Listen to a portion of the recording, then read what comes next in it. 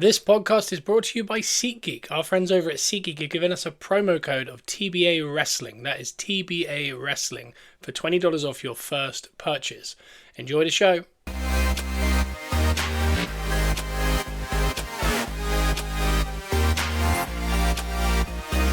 Welcome back to Gunners R Us podcast, where we are positively Arsenal, and that we are. And I must admit, Monday was a lot of fun with Simon. And we're back here for a Wednesday. It's me solo on my own. And I'm going to be honest, I've got nothing written down in front of me. I've got no notes on my phone. I've got nothing. I'm going to just kind of speak. And that, the way I've started that makes it feel like there's like an announcement coming or something. There's absolutely not. I'm just going to talk about Arsenal and talk about the World Cup and just thoughts that, as they pop into my head. So there's not going to be no, second half we're going to talk this, first half we're going to talk this. This is just going to kind of come out in any order. Because there's sitting thoughts. There's a lot of transfers. I think I saw this morning Burnley have started their preseason in Cincinnati in America, and it's almost like a quick reminder that the season's coming. I mean, today's date is oh my God, it's not even there. Where is it? 8th of July. I think the Community Shield's on the 15th of August. So that means we're exactly 5 weeks away from the Community Shield. I say exactly 5 weeks. It's on a Saturday or Sunday, so it's not exactly, but it's close to. It's either 4.5 or 5.5. I don't know, but I think it's 4.5 until then. Which means that's 4.5 weeks until our season starts, because we are in that game at, I don't know if it's still called it, but Millennium Stadium in Cardiff, I believe. Friends from work are going. I'd love to get some cheaper tickets because, my word, they're too expensive. And we could talk about a little bit of ticket prices in a moment. But it's a reminder that 4.5 weeks' time, we are playing a competitive. I know it's a charity match technically, but it's for a trophy. And as we've learned since Pep left, there is a major trophy. We are allowed to call it that. And now Arteta's won the title, also we're allowed to say it. But it's a big deal, and it's also a reminder because we're going to go into that game as the champions for the first time since 2004 or 2005. It started, 2004. August 2004 was the last time we went into a Community Shield as champions. That's a long time. We've gone in as second place. We've gone in as an FA Cup winner, but we've very seldomly ever been the champions going in, and especially in a season that's coming up, like I said, in 4.5 weeks, where the traditional Big Six, we're the only one with a long-stemming manager. All the other managers have been there for less than 6 months, or in Carrick's case, I think it's 7 months. But realistically, some of them less than six weeks. I think Alonso's only been at Chelsea for 8 days because I think he started his actual job on the 1st of July. So I think this is a real marker we got to set down to this new Man City that we're playing with Enzo Maresca. Luckily, even though some of our players are going to miss out, but I think they were going to miss out anyway. Like, I think Saliba, Rice and Saka are a little bit going to miss the start of the season anyway.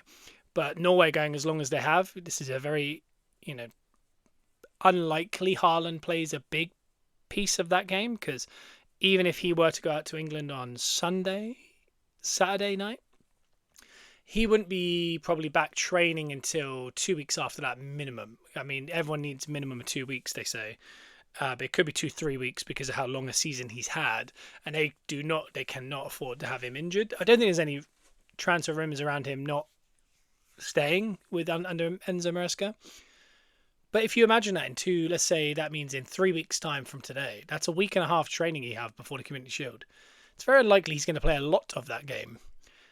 So I just think we have this opportunity to go win that Community Shield, remind them we're the champions. You guys are all playing catch-up now with your new managers, with your new teams, your new squads. Here's Arsenal. Here's the champions. Here's our manager that we've all been behind for 6.5 years. Here's, the confidence from last year. Here is a deep squad that even though Saka, Rice, whoever else, Saliba, might not be back, our squad's good enough to beat any of your versions of your squad. So I think today I just woke up remembering that we're so close now, because today's the first day without a World Cup game. Maybe it's kind of that kind of refresher that the season is coming and the World Cup is finishing. And you do forget how quick a turnaround, because I think if England were to go through, they would play Saturday. They play the following Wednesday. And if they were to get to the final, they play on the following Saturday after that, which, by my understanding, is 10 days. So let's say 12 days. So that's the 20th of July. That would be 25 days before the Community Shield, which is just over 3 weeks. So even if these players get to the final, and there's a chance people like Raya, Zubamendi, Moreno, who scored an absolute clutch goal. That was probably the most Moreno goal I've ever seen. When he came on, I think we all collectively in world football, which I do love the fact that Moreno's kind of getting the plaudits now. Because even the commentators are saying, well, this guy's a game changer and this guy's one of the best finishers in the world and all that. And when we bought him, this ex-Newcastle, Real Sociedad, people calling him Fellaini, I like the fact that he's eventually got these plaudits. I mean, he scored a massive goal for Spain in the Euros when they won it in the semis or quarters against Germany in extra time. This game was gigantic for them against Portugal. I think the world was kind of there to see, is Ronaldo going to stay in the competition?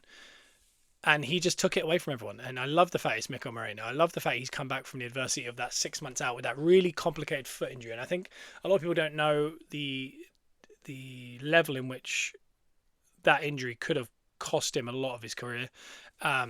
People almost likening it to Santi Cazorla, who recently retired. So shout out to Santi, because he's a big time cult hero, Santi, and hopefully one day, I think Arteta kind of palms it off a little bit, but we've all kind of had these dreams that he'd be a part of our backroom staff under Arteta, and I think there has been some conversations, but Arteta kind of politely puts him to one side. But now he's officially retired, I do wonder maybe if he gets added to the fold, even like Aaron Ramsey did this year for a moment before he joined Oxford.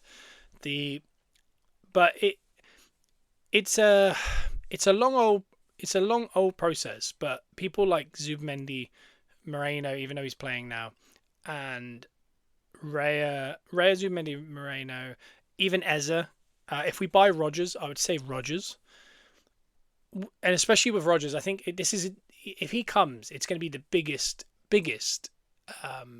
transfer of his career. Like, there'll be no bigger moment in his career from going from Aston Villa to Arsenal for what looks to be north of 100 million if he does come.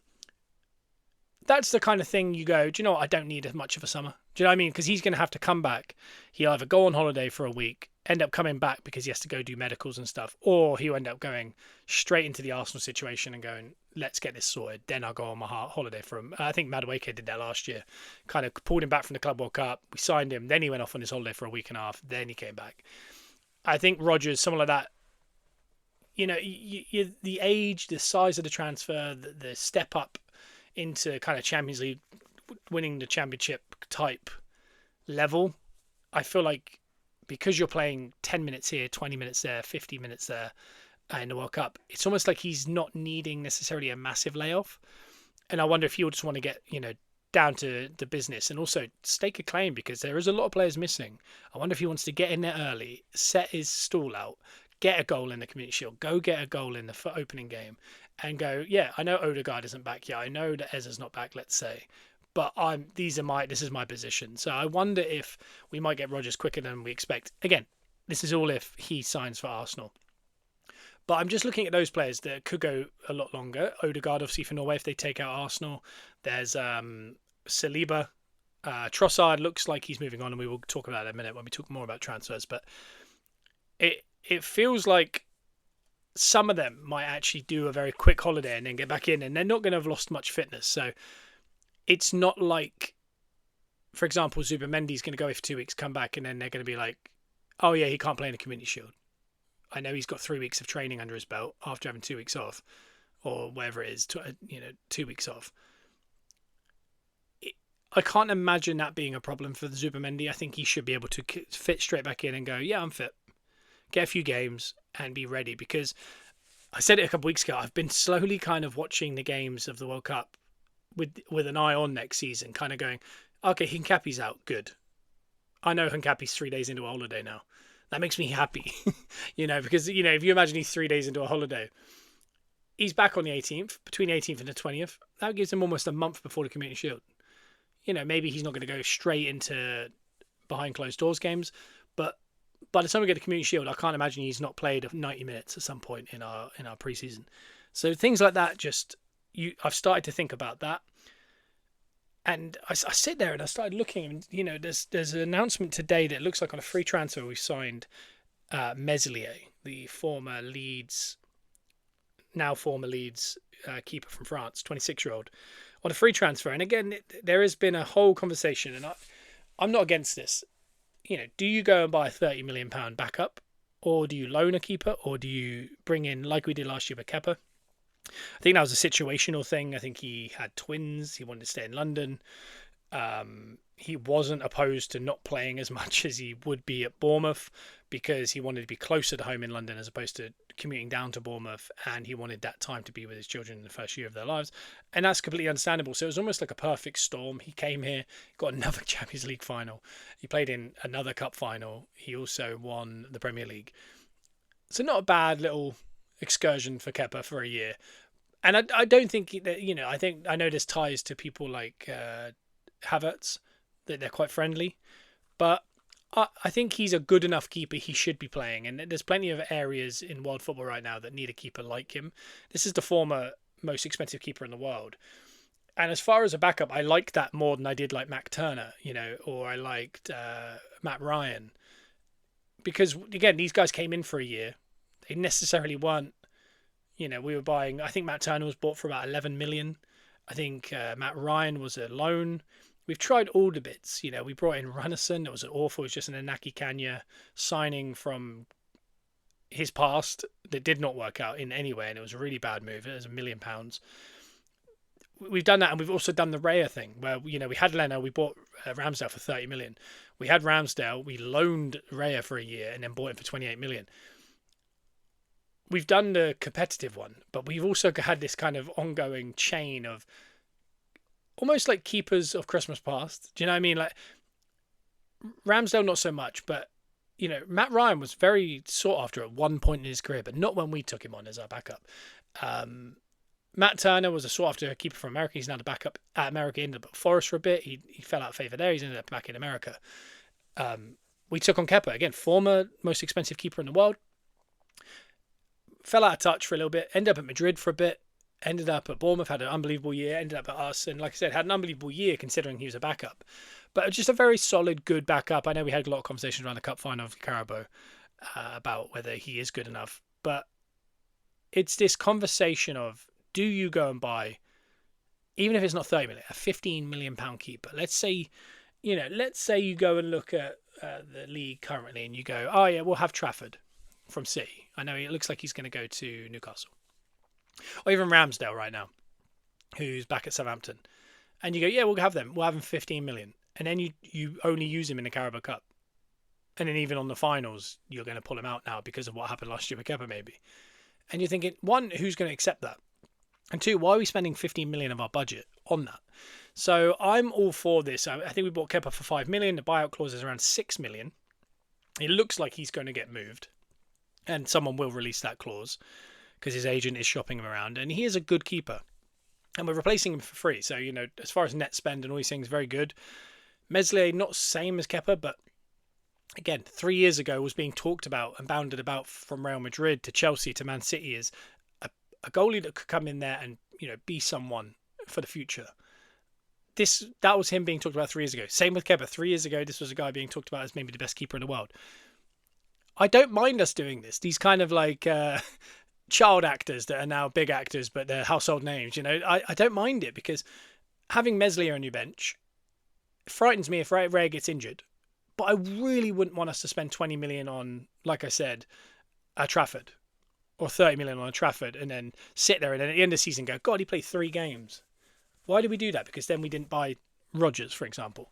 So I'm very much in the camp of the backup keeper. I think Arsenal Vision call it to put a fridge in there or to not, And I think this kind of carries on with that because I think there's been some sightings is the word. Sightings at Sober that Meslier is there. So Meslier looks like he's going to be the first signing of the summer. A lot like Kepa this time last year, kind of an uninspired start, but something that is definitely needed. it feels oddly not needed because as of right now we have Raya, Setford, and Kepa. The other slight caveat that I'd add to this is I think Gunnerblog put up a post on the Athletic saying that this is going to open up room for Tommy Setford to get a loan. But if you think about it, he could have had a loan last year because we had Kepa. So him going on a loan would make you believe that there's got to be a third choice keeper, which then leads me to believe, is Kepa staying and Meslier is the third choice? And they just want Setford to go. Do you know what I mean? They've gone free transfer, Meslier in, he's got Premier League experience, French international for the under-21s, good keeper, good with his feet, similar to Kepa, similar to, in the mould of Raya, but not obviously the level of Raya, 3 Golden Gloves in a row. But maybe this is just actually to get Setford out on loan for a year and then give Setford a good season. And then next year you go, all right, well, we'll move on Meslier for a couple mil. We'll move on Kepa next year for 6 mil. All of a sudden, Setford, Hale End alumni, is our backup keeper, and we feel comfortable with that. Cost us nothing. And we've actually brought in 8 million. And if he is really good on that loan, it's pure profit, as Miles Lewis Skelly would say. So I don't mind it. I really like the business. I think it's one of those that, because it's been quiet because of the World Cup, some fans are going to see it and go, oh my God, we're signing Meslier. And there's nothing wrong with Meslier. It's a very similar... I feel like everyone has a similar relationship with him as we do with Kepa, which is kind of, we think of as like a couple howlers, I think. That's how we feel. So there's that. But that is the first bit of business. It looks like it's going to get done. And then you look forward to the Community Shield, and if Raya's not back, could we be seeing Meslier as the keeper? Is it Kepa or is Meslier on the bench? Are they going to go to Kepa? We'll get you that move, but we want to do it after the Community Shield, between the Community Shield and the start of the season. Who knows? There's something there. Not everything is exactly linear. I don't think sometimes, we talk about it when you play FIFA and you come in the first day, you go, all right, these people on the transfer list, these people released, these people on loan, and then you wait 5 days, you sell them all for whatever price comes in, get all the loans out, all the release players are gone. You look at your squad and you go, God, we had 32 people in that squad. Now we've only got 14. We need to replace it. Then we replace them all with all the money we sold. Football's not quite like that. Some things have got to be kind of thought out. I mean, on a grander scale, things like Hincapi, that's a this year signing. So that is essentially the first signing of the season. It was announced a week and a half ago. Hincapi for the reported 60 million wasn't the case. It was 35, which when you look at the market, my word, that is a good bit of business. When you think of Van Hecker going and Sensi and all ended up at Tottenham here, but we're looking at Hincapi and Mosquera could be a partnership at the start of next season because Saliba and Gabriel might be late back. Who knows? And that's a combination of 43 million for Mosquera and Hincapi. I don't think if you said against the other 19 teams in the Premier League, if we were going to play the whole season with them two as our centre-backs, I don't think we're the worst. That's not the worst centre-back pairing. I think it's somewhere about mid-table, and that is back up to the backups. And again, like I said, 48 million, which is just incredible when you think about it. Both, under 24. I don't know. I think it's just really good business. So technically, the first bit of business is that. Similar to last year, I think Zubimendi was the first signing, but we knew that in January. But we just had to wait for it to be announced. Hincapi's a little different. He's been at Arsenal for a year, but that was announced. 35 million. Then free Meslier. And again, we expect Kepa to get sold. It might not be linear. It might be later. It might be 2 games into the season because they believe Raya won't be ready for the start. I don't know. But I do believe Raya, with the lack of minutes he's played, a quick 2-week holiday, keeper will get back into fitness very quickly. He's getting, unfortunately, peppered in training at Spain because when you see the training highlights, he's the unfortunate backup keeper that has to deal with all the shooting practice, which he's probably not used to anymore. So I think Raya will be ready for the Community Shield and maybe a couple pre-seasons before that. I think we're going to Dublin. I think today they announced Mallorca. So there's a little kind of quick one happening. But when you kind of look around right now, because you think Hincapi and Meslier look like the 2 first signings. Again, not the most exciting, but very much have to be done.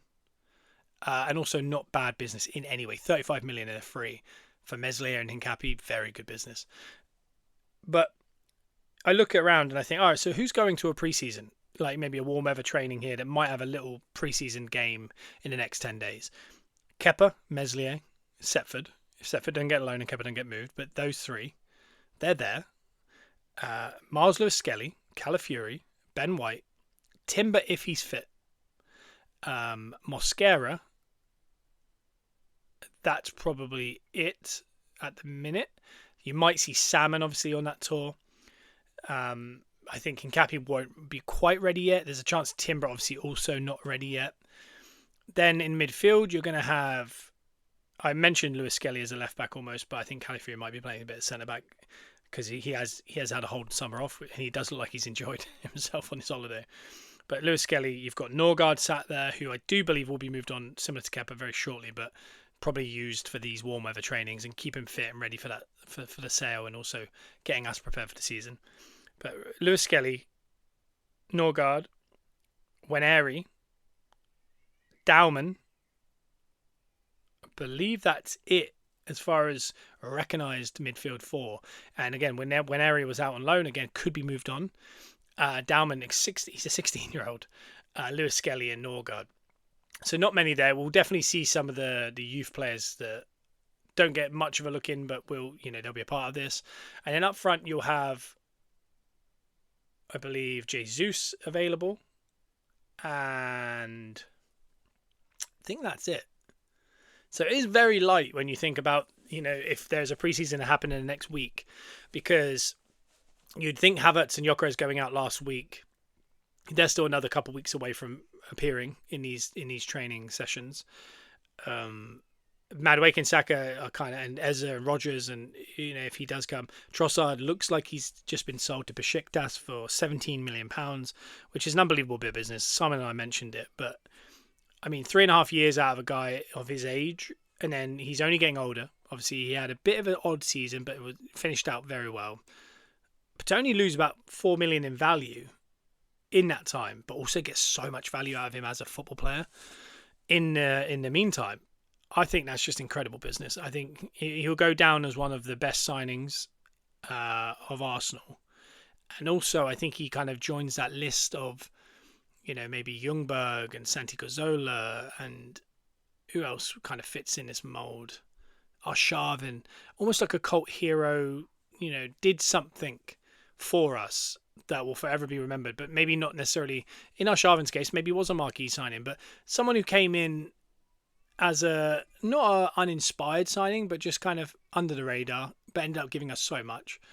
I think he'll definitely go down as that, and I think he is an Arsenal legend. When you do look at his, minutes played and games played, scored, all that kind of stuff, honours, Arsenal's his team. If he comes back as a pundit in 10 years, or in 5 years, 3 years, a year, if he ends up in Besiktas, he might be coming back into that Sky studio.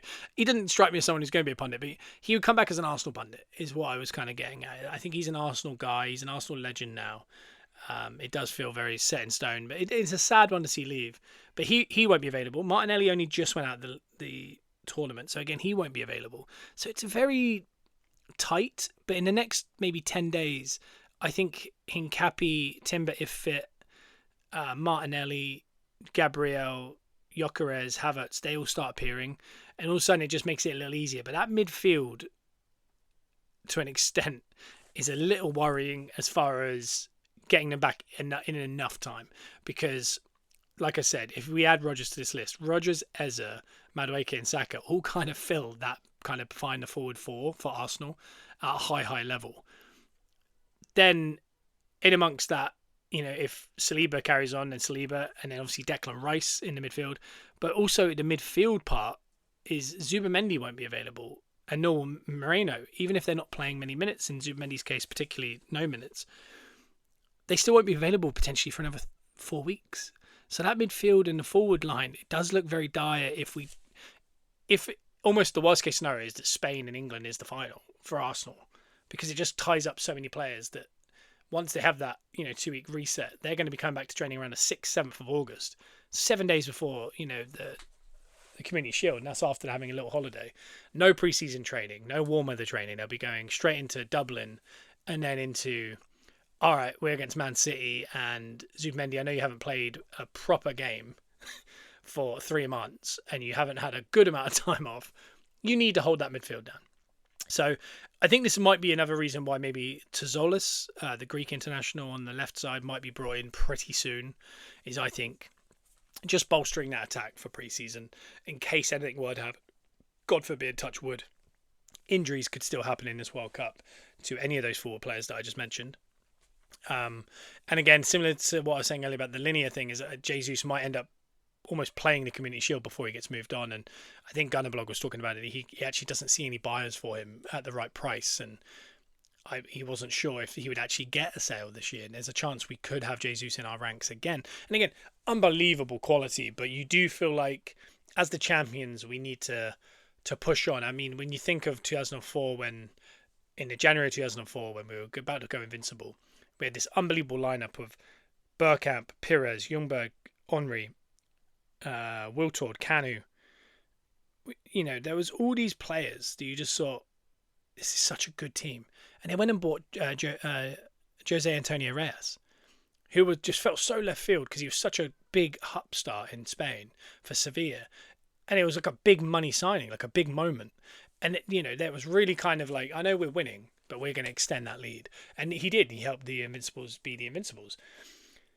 But I feel like that's where we're at now is, Tzolis could be a great signing. Hincapi had to be done. Meslier has to be done. Maybe Jesus and Norgard and guys like that might have to linger and Winery till right at the last moment when we get all our players back and then figure out what we want to do with them. It also gives people like Winery particularly time, to kind of state his claim and go, no, I need to be here and I'm happy to be here. I will fight for my spot, because it does feel like it's getting further back. We all love Dalman. We love the potential of Rodgers coming in. There's also Eze, there's Odegaard. Odegaard looks like he's hitting unbelievable form, and when you hear what the other professionals and managers are saying about him, you realise how ridiculous the claims are that some Arsenal fans are like, oh, get rid of this guy, he's cooked.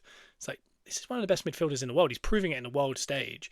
I mean, he literally made fun of Neymar for 10 minutes for no apparent reason. He is a high level international. This is a guy that needs to be playing a lot of our football games if he's available. And it'd be silly for us to go, do you know what, we'll just take 30 million and go to Bayern Munich and be the best player in the world over there. I feel strongly about that. And I think as much as I do believe we need a marquee signing, like we did with Reyes, and kind of go, no, we're ready to go to that next gear, especially while everyone else is kind of on the up. They're just starting their builds. And it doesn't mean they can't win anything. Sometimes the lack of European football for teams like Chelsea and Lonzo being there, a couple shrewd signings. It looks like not Xhaka, but a couple shrewd signings. They could have a push for the Premier League and they could easily win it. It really could happen. But I'd love to see us kind of, as we've got hold of them, really, take the energy out of them. Go make some marquee signings. And another one that could work is someone like Bruno Guimaraes, because I don't think he's just a signing. Like Tzolis is a signing, Meslier is a signing, Hincapi is a signing. But Bruno Guimaraes or Rodgers, they're ceiling lifters. We need to lift the ceiling. We need players that we go, are they starters? We don't want players to come in. Like Tzolis, we don't expect to be our starting left winger 90% of the games next year. We don't. We assume he's going to be behind Martinelli, who looks like he might stay, who's also behind a Rodgers or an Eze, depending on who plays where. And I think we are kind of melding towards maybe a front three behind a forward. I really do. Like almost, we saw Saka playing on the interior last year in the World Cup. We've seen Martinelli start playing on that interior. Odegaard, unbelievable in that 10 role. Eze on the left or in the middle. Rodgers on the left or in the middle. I think we're working towards, a back, whether it's Eze, Rodgers and Saka behind a Havertz, or whether it's an Odegaard, Dalman and Tzolis behind a Gyökeres. It's almost, they're not typical wingers. We have people like Madueke that can hug that wing, and Martinelli, but we also have people that on the interior, almost like there's three sat behind the one, and then you sit with a base of Rice and Zubamendi, or Rice and Bruno Guimaraes, or Zubamendi, Miles Lewis-Skelly, or Guimaraes and Lewis-Skelly, because Guimaraes being a ceiling lifter is the reason why you could go into that Community Shield and go, okay, what's our midfield? And they go, oh, okay, well, they've got Odegaard up front, in the 10, and behind him is Bruno Guimaraes and Miles Lewis-Skelly. And I think we'd all go, yeah, that's good enough. That's a very good midfield. Very good midfield, because we're forgetting how good Lewis-Skelly is. Because if you think about it, it's that midfield crew, and, we think of I'm going to add Rodgers in here, and Bruno Guimaraes. If you imagine we've replaced Norgard with Guimaraes, the 6 options are Rice, Zubimendi, and Bruno Guimaraes. The left 8 options are Rice, Bruno Guimaraes, Lewis Skelly, Zubimendi, Moreno, and then on the right 8/10 you got Eza, Rogers, Odegaard, Dauman, Wineri potentially. It just feels more like that is an unbelievable crew of midfielders that you can rotate and move around. And then when you look at the left, it's Tzolis and Martinelli, Madueke and Saka. And you think, yeah, but that left can also be Ezra or Rogers. And, the right can also be Dauman or Wineri. And then up front, you've got Gyökeres and Havertz. And I don't think you need that another one up there unless he's thinking about Wineri up there, because he has mentioned that in the past. But I just think we need those ceiling raisers. We need those guys that, there is a small chance that Rice won't be available until after the first international break of next season. Same with Saka, same with Saliba. So we need to be able to go, all right, well, our back, let's say from the Community Shield, after the Community Shield, first game of the season on to the first internationals, we could be looking at Raya in goal, Timber and Calafiori as the fullbacks, and Hincapié and Gabriel as the centre-backs, for example. Or Calafiori and Gabriel and Hincapié left-back. Either way, that with Mosquera and Ben White as the options as kind of replacement, and Lewis Skelly as a push. Then the midfield could be, let's say, Guimaraes, Lewis Skelly, and Odegaard.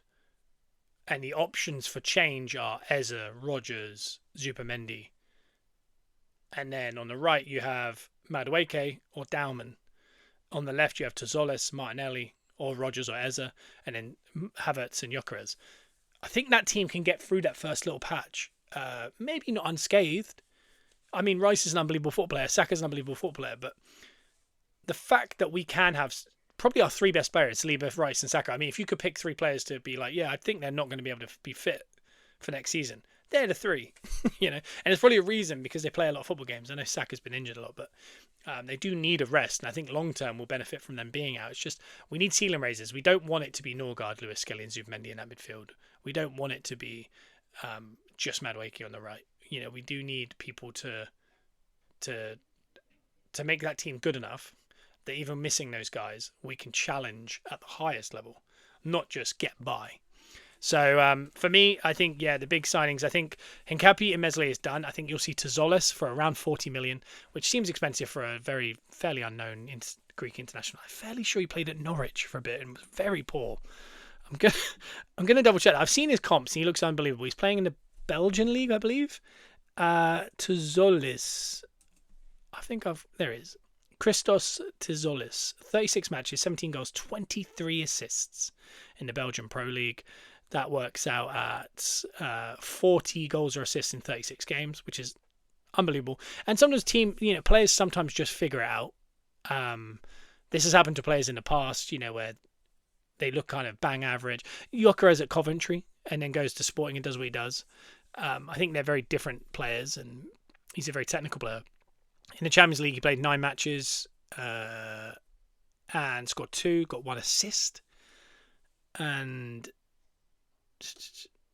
because he plays at Bruges, we played them this past season. But I mean, Champions League is always a good level checker. 3 and 9 is pretty similar numbers to what Trossard and Martinelli and guys like that are going to get.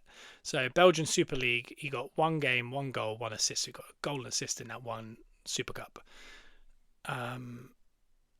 He did play for Norwich. It was Norwich. I just want to see what's his stats there. So at Norwich, he played there for 3 years, but he went on loan twice. At Norwich, he got 1 goal in 27 games. At PAOK, he did 2 years. He got 42 games, 7 goals, which is not bad. On his loan at FC Twente, 1 goal in 10 games. And then he went to Dusseldorf on loan, and he got 22 goals in 30 matches. Then he got sold from Norwich to Club Bruges, and he's got 33 and 74, so almost half. But he's got a lot of assists on top of that. He looks like a player. And I feel like he could be one that surprises us. He could be one of these cult Hleb type picks, that you just go, whoa, what do we see there? How do we find him? I don't know. I don't imagine he will be our starting.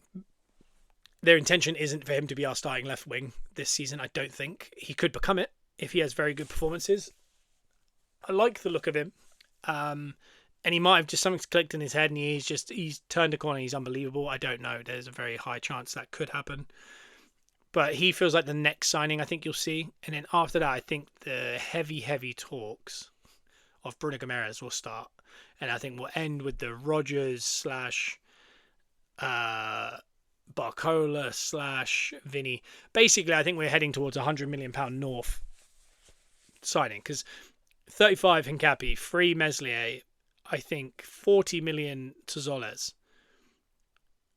which is already at 75 million. Then I think Bruno Guimaraes around the 65 million mark. Personally, I think that's what's happening, which would put us at 140 million. And then I think we're going to make a marquee signing, whether that's Barcola, whether that's Rodrigo, whether that's Rodgers, whether it's Vinicius Jr. Who knows who it will be? But I think there'll be a marquee signing there. That will be the 100 plus million. And I do think we'll be at about the £250 million spent again, similar to last year. But I do think there will be some sales, and I do think Norgard and Kepa will bring in 10 million. I think Vieira will bring in another 10 million. Kivior's already brought in 18 million. Let's say it's 20 million. So that's 40 million already just in kind of players that we're not in need of. Nelson, I think, will be released. And then I don't think Ben White will go. I think Jesus will go for about 20 million. I do think he actually be sold. That's around 60 million. Then you've got the decision, obviously, Trossard gets us to about 80 million. Then I think there could be a sale, whether it is Martinelli, and our plan is, Tazoles, Rodgers and Ezra as the left and Odegaard staying. Whether it is Odegaard, I hope it's not. Whether it's also Winery for around the 45-50 million pound mark. Because if you imagine you sell Winery, that's pure profit, and let's say it's 45 million. That would put us around 125 million pound back from spending 250. And that's with us signing a lot of players. Again, I wonder, because that'll be half the money back, the net. So our net would be 125, which seems about right for a team that made just that from being in the Champions League final. So our PSR is looking great. I think that makes the most sense, that those outs and those ins. Do I think we're better? That'd be a good question. Kepa for Meslier. I'd say if we're going in a scale of 1 to 10, 10 being... If 10's getting worse, 10's like bad. Like if we went from him to an unknown, Runnison, that'd be a 10. I think that's 10 points off. I think Kepa to Meslier is 1 point down difference. -1. I think Hincapi getting bought in officially is a leveler because we've had him for a year. I think there's no change. I think Guimaraes for Norgard is a +8. Okay. Overall of our team. So that puts us at a +7. Tazoles for Trossard, I think, is a -2. So I think that knocks us to 5, just because he's unknown and Trossard has been so good. So we're on a +5. I think bringing in Rodgers, let's say for Winery, is a +5. So when you think of it that way, and you look at the squad and you just kind of do like for like of Meslier, Kepa, Norgard, Bruno, G, Tazoles for Trossard, and Rodgers for Winery, let's say. I think that's a +10 summer. And I think some people are saying like they're looking, because it's kind of looking this way, very likely, Kepa, Norgard, Jesus, Winery, and then the loanies all gone. And you're bringing in Tazoles, Meslier, Hincapi, Bruno G, and Rodgers. For whatever reason, it's giving you that feeling of like, I guess. I don't know why. Spending 250 million, you should never feel that way. I think when you deeper look at it, and you go, Bruno G and Rodgers, like Premier League tested, very good, a fun winger that we don't know about. Meslier, that's fine, that's whatever. But with replacing that part of the squad with Norgard that couldn't get any minutes really, with a guy who plays every game, and probably could for this team. All of a sudden, Zubimendi becomes the Norgard type, and you think, "What? My word, that's depth." When you think of all those things and you look deeper, you go, wow, that is good. Still doesn't make you feel excited, but the way I just tried to do it with the pointing system, it does show you that if that team can get to the Champions League final or Carabao Cup final and win the league, I think we're only improved tenfold with those signings, if those signings happen. And I do like the net spend. 125 million feels correct. I think last year was around 250 million net spend, which is a lot. And I do wonder if, especially a team like Villa, who could end up selling someone, that I wonder if there'll be like a structure. You know, is this up front? I wonder if I don't know which one of those signings makes the most sense for it, but like a Bruno G. Do Newcastle want PSR to last another year, and they know that another year with Bruno, they won't get the same money next year of his contract left or whatever, and he'd be 29, 30 at that point, I believe. Maybe they go, oh no, because we're selling Tonelli for 100 million, we don't need that money this year. So what we'll do is we'll do a loan for Bruno G, and you buy him 100% for 65 million next year. I wonder if something like that happens, because then something like that means, yeah, we're pushing it down the line. But then when you look at PSR, that net spend is actually closer to 50 million. And all of a sudden you go, ooh, okay. And then next year, it could be a big moment to sell up a very large talent that completely blows the window open for us. Because, yeah, Bruno G gets gets bought next year, but you bring in maybe 100+ million for a sale of someone, or maybe a couple players. And then you can go, all right, well, we're massive green here. We can go and buy a few players for the future, because I think at the end of next year is when we're going to have to kind of go, all right, is this the ceiling for Gabriel? You know, he's 28, 29 at the end of next year. Is he getting better? Or do we go, this is one of the best centre-backs in the world. If he has another year like he just had, you know, Saudi are going to come in. They've done it before for 100+ million. Or is a big club going to come in and go, we need that guy, and we will pay you 90 to 100 million. And then at that point, you're thinking, well, Hincapié and Mosquera are right there ready. Salmon's there ready. You know, someone might appear. There's also people like Calafiori that I think they have only, you know, their money going up if they play games. Lewis Skelly, Zubamendi, you could get 40 million for. I wonder if there's a couple of those next year that makes you go, oh, wow, over the last 3 years, which is how PSR works on a rolling,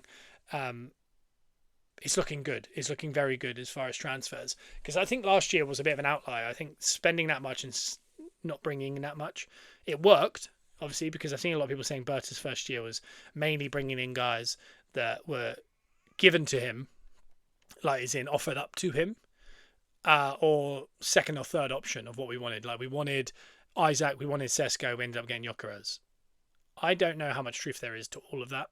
It does feel a little bit like that. But I don't think we were necessarily denied the others. I think they just got out financially out of our control. I think the money we'd have to pay Isaac on the weekly and Sesko for the potential he has was too much. So they went to Gyökeres. So I think it was more smart than anything. The little things we did really well last year, like the Trossard information, we gave him a raise with no extension, and he denied an extension this year. He wanted to move on, which is understandable, but that was very much frowned upon, and everyone was saying, why are we giving him a raise? But it worked out. You know, he got us over the line. He helped get us over the line. He was really good in that run-in. So lots of kind of that stuff. One that's really interesting this year is, if you remember the Monga transfer from Leicester, the 16-year-old. It looked very much like he was an Arsenal player, and City have come in and looked like they've got him for about, I think it's 12 or 15 million, 15 million, I believe. Our deal was apparently 10 plus 2, so 12. This is the benefit of sometimes you lose out on these things, and naturally as a fan you go, something's up with that. I don't like that. Similar to the Trossard one, we couldn't get Rodrigo, so we gave him more money, and everyone went, yeah, that's going to help us win the league, and it did. It was smart. I go back to Heaven, who gone to Man United. He's been actually very good for Man United. I don't think he's the finished product. Chido Obi, Chido Obi, is that his name? The centre forward from Arsenal. Heaven and him went to Man United. And I remember the Heaven deal. We were offering him a senior contract of around, I think it was supposed to be like 15 grand a week. They offered him 85 grand a week, and he went. But it wouldn't have made sense for us to offer him 85 grand. It would have thrown off the whole, that's the reason why someone like Trossard did what he did, because when Eri and Lewis Skelly got new deals, which were putting him on par with Trossard, that wasn't right. Trossard, as a senior professional who had helped us so much, deserved more money, so they gave him more money. That's smart business, and maybe on the outside it looks a bit like uninspired, but I think inside is what actually galvanised the team to win the league. So I think sometimes when you look at, they wanted Sesko, they wanted Isaac, they have to think about the long picture of, payroll and all these things. And I think this Monga one is another one. Is City came in and they offered him a lot bigger wages with a bigger fee. Of course Leicester are going to like that. Of course he's going to like that. Also, a team like City, Arsenal, we might have to rotate through phases. In the next 3 years, we might not be winning leagues. We might be having to try and get fourth. We might be at the end of a rotation and we'll have to go again. City never seem to come to an end of a rotation. They seem to just kind of stay in this prolonged, we might win the league this year, we might win the Champions League. If you're a young player and you want to play for another 5 years at Man City, for example, he might be 21 and go, yeah, I picked up a Champions League and a Premier League. There's no real guarantees anywhere else in England unless he wanted to go somewhere like Bayern Munich, but I assume they're not in for him. So I understand why he would, especially with the money part. The only thing I'd say is the lingering charges and then buying Anderson for 116 million up front. Is I wonder what kind of safeguarding they've got on those contracts for if they do get some kind of punishment. Because once this World Cup finishes, I think we're going to see the punishment. It could be, obviously with fixtures wise, I assume they're not getting relegated, but it could be a 30-point deduction to start the season. And that isn't necessarily a problem for them. It is in the sense of trying to win the league. I think that would make it extremely hard, especially without Pep. I wonder for like someone like Elliot Anderson, he's going, yeah, but we're still in the Champions League. We'll still make top 4 or 5 probably. I still can win Champions Leagues, but I just probably won't win the league, but I might pick up a load of other trophies. But it might be just 1 year of 30-point deduction, which would be very weak, I'd say, for what they've done. But it also could be 5 years of 30-point deductions. Do you know what I mean? Like every year they have to start whatever division they're in. Because if they get relegated, then they have to start the following one with 30. A rolling 30 points just kind of really demoralises them more so than just relegating them, because you relegate them, you convince all the players to stay, they smash the championship, they come back up and they win the league next year. And it does feel a bit maybe like the rolling one with the transfer ban, something like that.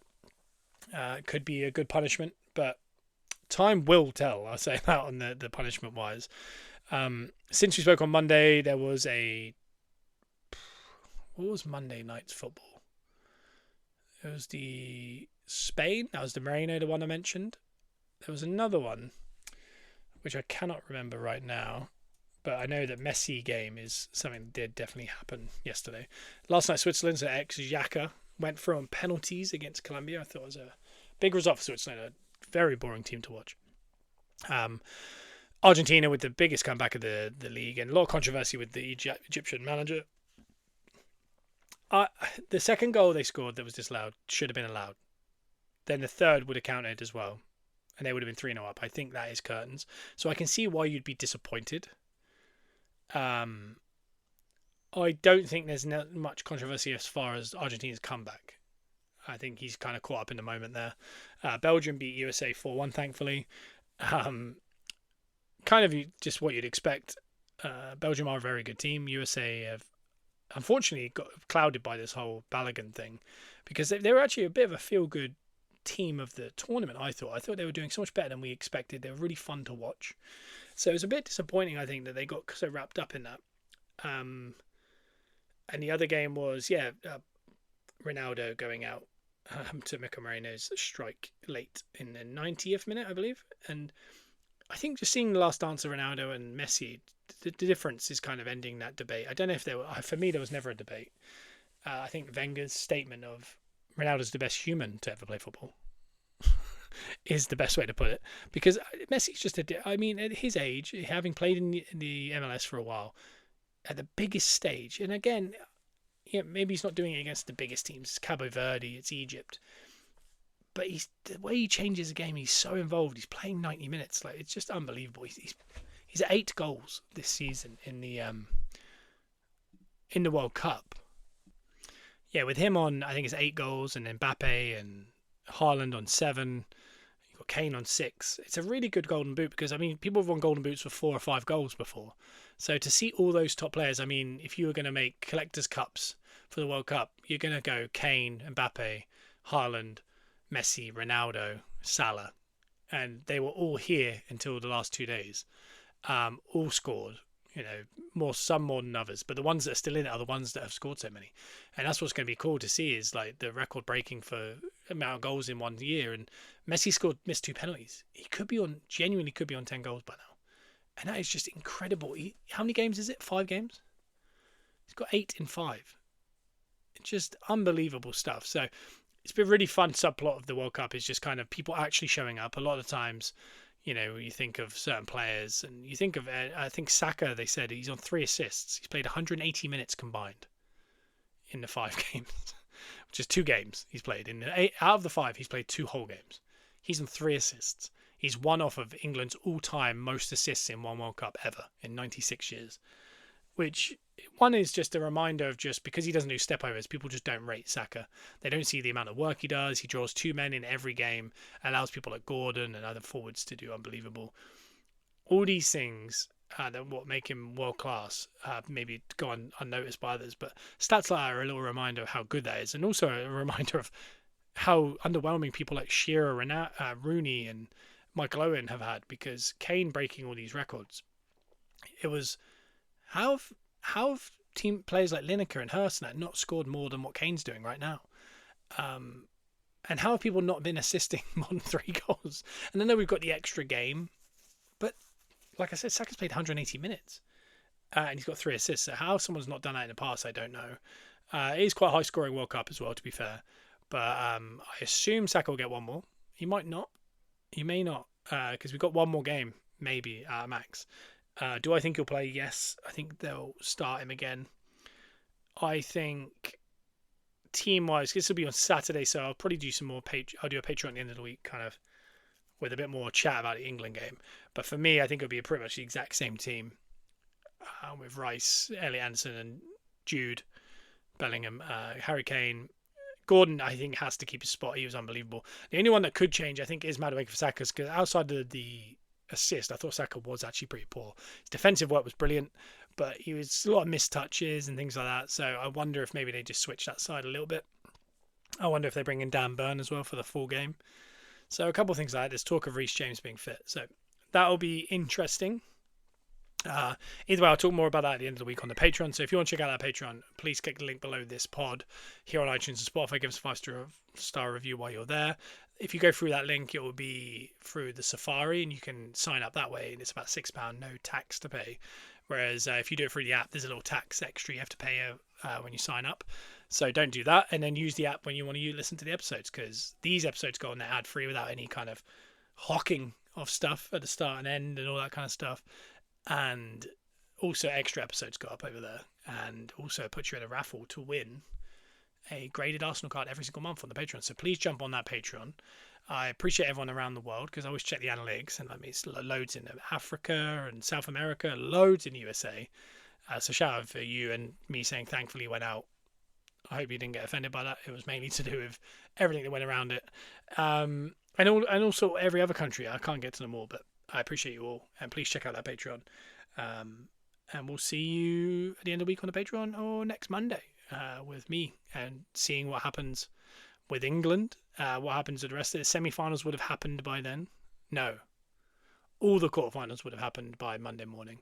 There'd be no football Monday, Sunday, Monday next week. And I think Tuesday, Wednesday are the semis. So, and England are Wednesday. So I've got 2 more episodes before the semis, if we can get past Norway, which is a big if, but I'll talk about that at the end of the week. For now, hope you enjoyed the episode. As Luke flapping his ears as I end the episode. I'll be back next week. Bye-bye.